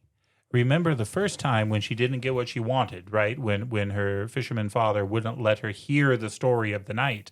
What did she do? She ran away. Yeah. In a pout. Well, here, Bertalda has been rejected. She didn't get what she wanted. She wanted this stone removed, and Huldbrand didn't side with her. So this woman, who was born with a soul, now does what Undine did when she was soulless. She runs away. In a pout. In a stupid way, because she runs directly to the Dark Valley. And the Dark Valley is a place where Culeborn's power is strong. Undine warns against this, but Bertalda goes. Huldbrand gets on a horse and goes after her, and Undine follows him. Undine says, "To the Black Valley, oh, not there, Huldbrand, not there. Or if you will go, for heaven's sake, take me with you." He doesn't. As you know, brother, I'm in a class on the Fairy Queen right now, and I think about it frequently as we're going through. And the Knight Red Cross, that idea of being too impetuous. Huldbrand, he never listens. She even says, if you're gonna go, take me. And he doesn't do either of those things. He never listens to his pain and more than pain. Well, the Dark Valley is so well done. And again, if you view this as a horror, boy, this is another opportunity for just jump scare after jump scare. This is fantastic because I got that reading this. He is looking through this dark valley, this wild forest for Bertalda. He's calling after her, and he sees in the distance this white shape on the ground. It must be Bertalda. He goes to her, and this is so good. Just as he was stooping closer over her with a feeling of painful doubt, a flash of lightning shot across the valley, and he saw before him a frightfully distorted countenance, and a hollow voice exclaimed, "Give me a kiss, you enamored swain." It's Culeborn, taking these shapes of terror, taking these shapes of fear, and mocking Huldbrand in his despair and his fear and his rage. It is really a well-done scene. And again, though, he's impetuous, and so he responds. He says, "Malicious Culeborn," cried the knight, recovering himself, "what do you concern me, you goblin? There, take your kiss." And he furiously hurled his sword at the figure, but it vanished like vapor, and a gush of water which wetted him through left the knight no doubt as to the foe with whom he had been engaged. Again, he can't attack this being of water. A sword's just going to go right through it. We've seen that repeatedly, but he's in this valley, helpless, searching for Bertalda. Eventually, he does hear her crying and comes up to her, and she says, "Let me die here," basically. "Let me lie here and perish from my own folly." He's like, never. It says he gives himself his own courage. Again, he can't fight the water thing. It is elemental. He will not win. But just this idea of his own abilities gives him fresh courage. And now they are together. The lovers join. And it's terrible. Like, this is wrong. Where he's rescuing her, he abandoned his wife to go after this lady running away. All of it feels wrong, and you feel that viscerally through this. Yes. She can't ride a horse right now. She's ill and sick and wounded. He's not doing well. The horse they can't keep under control. It's flying all over the place. But what luck! A wagon comes by, driven by, of all things, a man in white. Huldbrand is not smart. No, pretty dense. I think I would have picked up on this one, but he didn't, and so they both hop on this wagon to go wherever it is this white wagoner is going to take them. I mean, any horror movie I've ever seen has stuff like that. Like, why would you go in there? That fits entirely. Don't go. Don't get on the wagon. They do. The whole valley, indeed, was suddenly filled with the surging flood that visibly increased. "It is Culeborn, the evil water spirit who wishes to drown us," exclaimed the knight. "Have you no charm against him, my friend?" He's talking to the guy in the wagon. "I know indeed of one," returned the wagoner, "but I cannot and may not use it until you know who I am." "Is this a time for riddles?" cried the knight. "The flood is ever rising higher, and what does it matter to me to know who you are?" "It does matter to you, though," said the wagoner, "for I am Culeborn." I love that Culeborn tries to be clever with him, and he's too stupid to even engage with it. Just tell me. Yeah, all right, this is who I am. You're in trouble. So they're being dragged under the water, and it says, "Then the soft voice of Undine was heard through the uproar.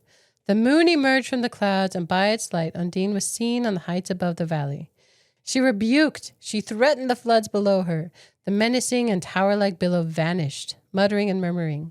The waters gently flowed away under the beams of the moon, while Undine, like a hovering white dove, flew down from the hill, raised the knight and Bertalda, and bore them to a green spot, where she soon restored them and dispelled their terrors. And then she takes them home. She is their rescuer." She is so wonderful. I mean, she is acting in such a generous and loving way. And so surely now the knight will know what he has in his wife, and surely Bertalda will be grateful to her forever.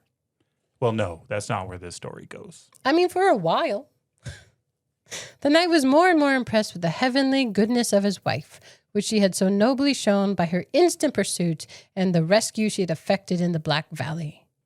But then it turns. Time passes, and if you don't actually change, wherever you go, there you are. And Bertalda really wants some water.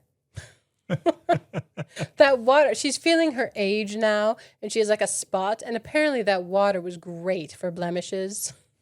She fixates on this fountain after that whole experience with the water and the uncle and being told the story. She almost plugs her ears to it in defiance of just reality itself. While they're getting along, though, there is an interesting back and forth between them because so long as Undine is around, Culeborn isn't going to be able to harm any of them. She has power over Culeborn and over the water spirits. But the knight starts to feel trapped, that he can't go anywhere without his wife. He can't journey and tournament and all those sorts of things. And even when Bertalda and Undine are getting along, there is this concept of that she wants to go places too. And one of the things we learned earlier is that Culeborn's power is greatest towards the head of the Danube. The further they get to it, the more his power is. Well, as they're hanging out, they think, wouldn't it be great to go to Vienna? Vienna is high up where Culeborn is more powerful. And the knight actually shows some restraint here. And Huldbrand says, well, remember, he's going to be up there and powerful. But Undine, so full of love, says, don't worry about it. If I'm with you, this won't be a problem. Let's go to Vienna. And as long as she's awake, everything is fine. But there's a great line here, and this is another one of those fourth wall breaks. But wonder not, O man, if events always turn out different to what we have intended. That malicious power lurking for our destruction gladly lulls its chosen victim to sleep with sweet songs and golden delusions. While on the other hand, the rescuing messenger from heaven often knocks sharply and alarmingly at our door. As they journey up the river, Undine is able to protect them against Culeborn, but she's exhausted. And eventually she falls asleep. And again, the terror aspect of this is profound because Culeborn can manifest himself in the foam and the water and is just terrifying while Undine is asleep. He's also relentless. He doesn't get tired. And Hildebrand often said in his own mind, this comes when like marries not like. When a man forms an unnatural union with a sea maiden. Excusing himself, as we all love to do, he would add, I did not in fact know that she was a maid of the sea. It is my misfortune that my steps are haunted and disturbed by the wild humors of her kindred, but it is not my crime. And more, he takes out his frustration toward Undine and says she understands it, she knows it, but she reminds him, not here. We are on the water. Don't show anger toward me here. Mm-hmm. He suppresses it for a little bit, and then he doesn't. This is such a weird scene. I mean, well done, but it speaks to the characters of the different individuals. So Bertalda has a trinket, a necklace, a locket, and for some reason she's holding it out over the water, like playing in the waves with it. Well, it gets taken. The water is not her friend. The water spirits are out to get her.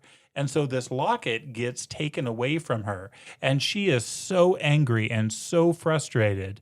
And Huldbrand blames Undine because, this is her family that's doing this. But again, Undine only wants to act out of love and restoration. And so she reaches into the water and pulls out a gem, a necklace that is so much greater than the one Bertalda lost. And she offers it to her as a recompense for it. She brought up in her wet hand, which she had been holding under the waves, a coral necklace of such exquisite beauty, such sparkling brilliancy, as dazzled the eyes of all who beheld it. Take this, said she, holding it out kindly to Bertalda. I have ordered it to be brought to make some amends for your loss. So do not grieve any more, poor child. But the knight, her husband, rushes between them, snatches the beautiful ornament out of Undine's hand, hurls it back into the flood, mad with rage, exclaimed, So then, you have still a connection with them. In the name of all witches, go and remain among them with your presence, you sorceress, and leave us human beings in peace. Just breaks my heart. Poor Undine gazed at him with fixed but tearful eyes, her hand still stretched out as when she had offered her beautiful present so lovingly to Bertalda. She then began to weep more and more violently, like a dear innocent child bitterly afflicted. At last, wearied out, she said, "Alas, sweet friend, alas, farewell. They shall do you no harm. Only remain true, so that I may be able to keep them from you. I must, alas, go away. I must go hence at this early stage of life. Oh, woe, woe! What have you done? Oh, woe, woe!" She vanished over the side of the vessel. And she's gone. Hildebrand, in a passion of burning tears, throws himself upon the deck of the boat, and a deep swoon soon wrapped the wretched man in the blessed forgetfulness of misery. This is his fault. She warned him over and over and over again, not here. She even at one point puts her hand to his lips to say, no, don't show me anger here. And he relegates her back to her people. He does seem sad. Surely he has learned his lesson at this point and will live a virtuous and true life. Well, no, not so much. Mine says, alas, that our mourning should be of such short duration. He's not changed by this. Very short duration. Yeah. He weeps for a time, but eventually he wants to marry Bertalda. His wife is gone. Why shouldn't he? This is what he wishes and what he wants. And he even works on the fishermen to give consent to where the fisherman is willing that they be married. And Huldbrand knows exactly who he wants to marry him. Father Heilmann, that original priest that was washed up on the island and married him and Undine. So he sends for him to perform the marriage. This whole last part made me cry. Like the whole thing. Anytime Huldbrand is sad or feels guilty, it says that good Undine visits him in his dreams. She soothes him with soft and affectionate caresses and then goes away again, weeping in silence, so that when he wakes up, he sometimes knew not how his cheeks came to be so wet, whether it was caused by her tears or only by his own. Even now she comforts him. She comes to him. But yes, the priest shows up. He's like, didn't I just marry you? Where is she? They don't know where she is. He's still married. The priest refuses. He says, no, you have a wife. Yeah, he says no. He's been having dreams about this, where Undine has been warning him, don't do it. And he talks to all of them. He talks to Hildebrand. He says, leave her, Huldbrand. He talks to Bertalda. Leave him, Bertalda. He yet belongs to another. And do you not see grief for his lost wife still written on his pale cheek? No bridegroom looks thus, and a voice tells me that if you do not leave him, you will never be happy. And this next sentence is so good. The three listeners, that's Bertalda, Huldbrand, and the fisherman, felt in their inmost heart that Father Heilmann spoke the truth, but they would not believe it. Even the old fisherman was now so infatuated that he thought it could not be otherwise than that they had settled in their discussions during the last few days. They therefore all opposed the warnings of the priest with a wild and gloomy rashness, until at length the Holy Father quitted the castle with a sad heart, refusing to accept even a single night the shelter offered, or to enjoy the refreshments brought him. Huldbrand, however, persuaded himself that the priest was full of whims and fancies, and with dawn of day he sent for a father from the nearest monastery, who, without hesitation, promised to perform the ceremony in a few days. Throughout this time now, this few days before his next wedding, Huldbrand, it says he'll wake up in a terror. He'll be like dozing on a couch and wake up afraid. At last, however, he must have fallen perfectly asleep, for he seemed to be lifted up by wings of the swans and to be wafted far away over land and sea, while their music swelled on his ear most sweetly. The music of the swan, the song of the swan. He could not but repeat to himself every moment, is it not a sure foreboding of death? He is given these visions here, and this last one is very clear. He's taken up in a dream, and he sees Undine speaking to her uncle. Mm-hmm. Yeah, Culeborn is there, and it is very clear what they're saying. Undine tells Culeborn that he can't understand her sorrow. Although I live here beneath the water, said she, I have yet brought down my soul with me, and therefore I may well weep, although you cannot divine what such tears are. They too are blessed, for everything is blessed to him in whom a true soul dwells. But Culeborn says he's going to get married again. And she says, no. He is, however, at the same time betrothed, last Culeborn, and let only a few days pass, and the priest will have given the nuptial blessing. And then you will have to go upon earth to accomplish the death of him who has taken another to wife. This is the rules of this fairyland. We had talked earlier about George MacDonald saying that these worlds had laws and you have to follow the laws. This is the law. And this was why she warned him earlier that it would be worse if she came back, because it would mean his death. This is beholden upon her if he gets married again. But she laughs because she says that she has brought him here in dream to hear this warning, to hear all this so that he may yet be saved. And her last warning to her husband before she was taken was, be true, be faithful to me. And she feels confident. She says, I have sealed up the fountain securely against myself and all of my race. She knew the rules, and she tried to tell him. He didn't want to hear it. But here he sees it in a vision, in this dream, and he is terrified. But, man, it makes the uncle really mad. Yeah, right. So upon his couch, Hildebrand did wake. His attendant entering at the same moment informed him that the priest was still lingering in the neighborhood, that he had the evening before met with him in the forest. But that the priest is still around, and he asks, why? Why is he still here? He said he wouldn't perform our marriage. There are other blessings besides those at the nuptial altar, and though I have not gone to the wedding, it may be that I shall be at another solemn ceremony. We must be ready for all things. Besides, marrying and mourning are not so unlike, and everyone not willfully blinded must see that well. What an ominous statement. But that night plays various strange constructions upon these words and upon his dream, but it is very difficult to break off a thing which a man has once regarded as certain, and so everything remained as it had been arranged, and the wedding proceeds. It says that everyone there feels like somebody's missing and that somebody is Undine. Like, this isn't right. This is the wrong people at this marriage feast. But Bertalda, too, has that feeling, that ominous feeling.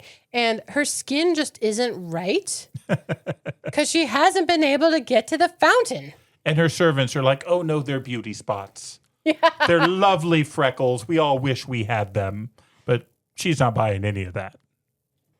They do try to distract her with jewels and necklaces and all these things, but she says, no, I want the water from that fountain. Is that all? Said an alert waiting maid, laughing as she slipped from the apartment. The servants are going to make this happen. And they are shocked, actually, at how easy it is to move this stone. It's almost like the fountain itself wants the stone to rise up. And this scene is just breathtaking. And again, if you're watching this as a horror movie, oh, there's so much potential here. And the stone rose higher and higher, and almost without the assistance of the workmen, it rolled slowly down upon the pavement with a hollow sound. But from the opening of the fountain there rose solemnly a white column of water. At first they imagined it had really become a springing fountain, till they perceived that the rising form was a pale female figure, veiled in white. She was weeping bitterly, raising her hands wailingly above her head and wringing them as she walked with a slow and serious step to the castle building. The servants fled from the spring. The bride, pale and stiff with horror, stood at the window with her attendants. When the figure had now come close beneath her room, it looked moaningly up at her, and Bertalda thought she could recognize beneath the veil the pale features of Undine.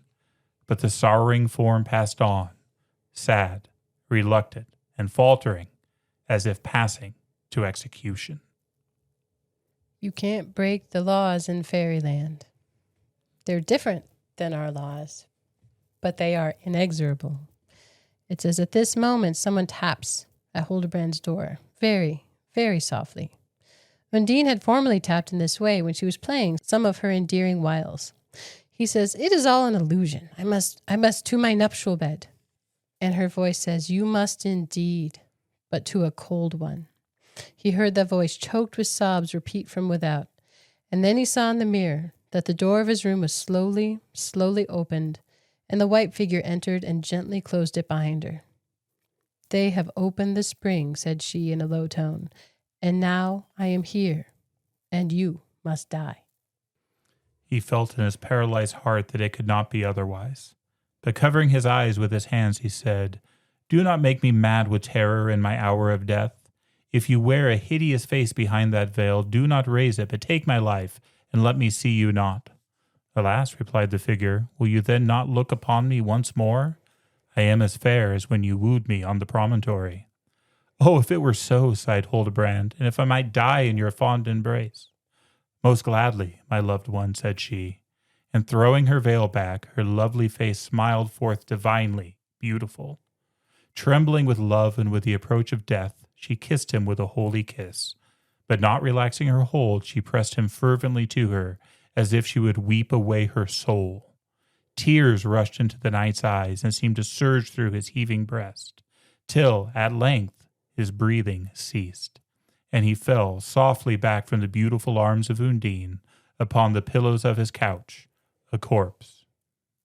"I have wept him to death," said she to some servants who met her in the antechamber, and, passing through the affrighted group, she went slowly out toward the fountain. What an incredibly powerful passage. That pierces the soul. The priest had stayed. Somehow he knew. Perhaps he felt the laws. He definitely felt the law of being faithful to one wife. And strange that the laws of humans in fairyland would connect in that way. But the consequence here, she wept him to death. The waters overtook him. And it says that Bertalda, she's blaming, she's accusing Undine as a murderess and a sorceress. And it's her father, the old fisherman, who says, "After all, it could not happen otherwise. I see nothing in it but the judgment of God. And no one's heart was more pierced by the death of Hildebrand than she who was obliged to work it, the poor forsaken Undine." I love the way this ends, because it's the burial of the night. And Bertalda is there weeping, but Undine comes and is allowed to approach the grave. And I'm just going to read the end of this. "But when they rose again, the white stranger had vanished on the spot where she had knelt there. Gushed out of the turf a little silver spring, which rippled and murmured away till it had almost entirely encircled the knight's grave. Then it ran further and emptied itself into a lake which lay by the side of the burial place. Even to this day, the inhabitants of the village show the spring and cherish the belief that it is the poor rejected Undine, who in this manner still embraces her husband in her loving arms." I spent much of this last half of this book with my hand on my chest. My heart is broken. Again. Tolkien loves to refer to the land of Fairy as the perilous realm. Be careful walking through it, because it will break your heart. Even if it does it with beauty. I can so see why George MacDonald loved this work, and why he declared it, this is what a fairy story should be. I mean, this is not the fairy of Disney and Tinkerbell. This is the fairy of power and peril and beauty. And I love it. I think the absolute poignancy of this is so beautiful, because at the beginning where it's describing Hildebrand and his pomp and his outfit, and how bold and colorful that is. Here at the end, it's colorless. It's just white. She's this white veiled figure The color is gone, but the depth inside her soul is so beautiful and rich, and how much more she feels grief, sorrow, joy, the things of the soul than these people born with them. It's such a clear point, but man, there's so many layers to it where they were born with them. They had all this time to refine that, to experience those things, and chose not to. There is a choice to it. And so interesting that these people, these sprites, her parents would want that for her, this eternity where all beings want to be a higher level than they were born into, and that it was of so much value to her parents to send her off to achieve this goal, even to send her with rings. The foresight with that is so interesting. But then when she achieves it, the uncle, again, he can't love like she does. He doesn't have a soul, but he does say that he's a guide still. And they do know the rules. Hildebrand did not treat her well, and he paid the cost for that. The whole thing was just surprising, so much deeper than I was expecting. Yes. I mean, I don't know why I wasn't expecting it. When George MacDonald says this is the definition of fairy, I probably should have taken that seriously, but I didn't. And I was stunned and shocked by this, especially how much it moved me, how powerful it was. I think it's because I hadn't heard of it before, not by name. And so something that rich and wonderful and deep, I thought we'd all know. But truly, I had never heard of it by name before. And I am delighted to have found it. I will read it again when I need to feel the feels. And I hope we've encouraged other people to read it for the first time, to approach it, because as always, we've taken parts of this, but when read in its entirety, it is stunning. And it's short. My version is only 75 pages. So it's definitely worth a read, and I really enjoyed going through this. This has a dedication. I read the dedication before I read the work, and I didn't really understand it. But once having read the story, the dedication made a lot more sense to me. And so I think this is the right time to read it, and I think this is a good passage to end on. Undine, thou image fair and blessed, since first thy strange mysterious glance shone on me from some old romance, how hast thou sung my heart to rest? How hast thou clung to me and smiled, and wouldst whispering in my ear give vent to all thy miseries drear, a little half-spoiled timorous child? Yet hath my zither caught the sound, and breathed from out its gates of gold each gentle word thy lips have told, until their fame is spread around. And many a heart has loved thee well, in spite of every wayward deed, and many a one will gladly read the pages which thy history tell. I catch the whispered hope expressed that thou shouldst once again appear. So cast aside each doubt and fear, and come, Undine, thou spirit blessed. Greet every noble in the hall, and greet for all with trusting air the beauteous women gathered there. I know that thou art loved by all. And if one ask thee after me, say, he's a true and noble knight, fair woman's slave in song and fight, and in all deeds of chivalry. And with that, we'll turn the page, and we hope you join us for the next chapter.